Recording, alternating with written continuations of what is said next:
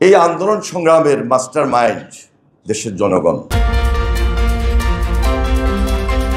17 বছর আন্দোলন সংগ্রাম করতে গিয়ে এই দেশের মানুষ, নেতাকর্মীরা সবাই নির্যাতিত বলেই জুলাই গণঅভ্যুত্থানে সেদিন ছাত্র জনতা সবাই একসাথে নেতৃত্ব দিয়েছিল, এমনটা মন্তব্য করেছেন বিএনপির কেন্দ্রীয় যুগ্ম মহাসচিব শহীদ উদ্দিন চৌধুরী। বুধবার রাজধানীর গুলশানের লেকশোর হোটেলে 24-এর গণঅভ্যুত্থানে বিএনপি শীর্ষক বইয়ের মোড়ক উন্মোচন ও ডকুমেন্টারি প্রদর্শনী অনুষ্ঠানে এসব কথা বলেন তিনি। আমরা অনেকেই হয়তো এইভাবে চিন্তা করি নাই, তবে এখানে যারা আমরা উপস্থিত, যেটা আমাদের ভারপ্রাপ্ত চেয়ারম্যান জনাব তারেক রহমান বিবিসির ইন্টারভিউতে খুব তার বক্তব্যটা তুলে ধরেছেন, এই আন্দোলন সংগ্রামের মাস্টার মাইন্ড দেশের জনগণ, যেটা আমরা নির্দ্বিধায় রাজপথে থেকে আজকে এই বাস্তবতার সঙ্গে খুব বেশি উপলব্ধি করছি। এখানে শুধু বিএনপি নয় বা বিএনপির আমরা কিছু সংখ্যক নেতৃবৃন্দ নয় যে আমরা এই অত্যাচার নির্যাতনের শিকার হয়েছি।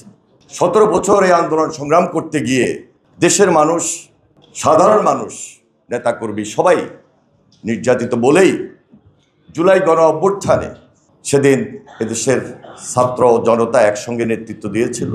যারা শহীদ হয়েছেন, গুম খুনের শিকার হয়েছেন, আমি তাদের আত্মার মাগফিরাত কামনা করছি।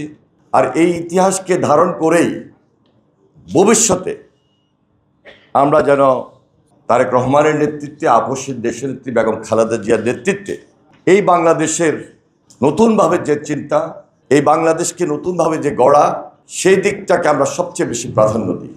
এবং তা করতে হলে বাংলাদেশে ফ্যাসিবাদ বিরোধী যে ঐক্য, এই ঐক্যটাকে সবচেয়ে বেশি সুদৃঢ় করতে হবে। একটু আগে মনে হয় মুন্না বক্তব্য রেখেছেন, হয়তোবা আমাদের 2-4 জনের নাম বলেছেন। আমি কাউকে 2-1 জনের নাম বলেই অন্য আরেকজনকে এই আন্দোলনে ছিল না এই কথা বলার কোনো সুযোগ নাই।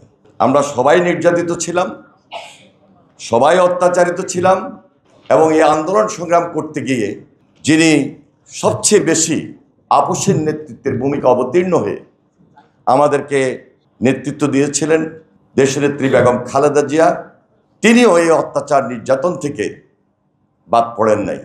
বিশেষ করে 2018-তে 18 নির্বাচনের পর ভারপ্রাপ্ত চেয়ারম্যান জনাব তারেক রহমান সরাসরি যার গাইডেন্স এই দেশবাসীকে একত্র করার মধ্য দিয়ে সর্বশেষ এই জুলাই আন্দোলনে শেখ হাসিনা পালিয়ে যেতে বাধ্য হয়েছে।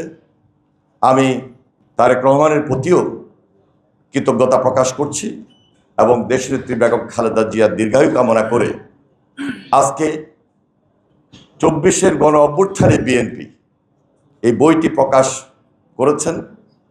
যারা এই প্রকাশের সঙ্গে সম্পৃক্ত ছিলেন, দায়িত্ব নিয়ে খুব কঠিন কাজটি সমাধান করেছেন, সম্পন্ন করেছেন, বাবুল আক্তার সহ সবাইকে আমি অসংখ্য ধন্যবাদ জানাচ্ছি।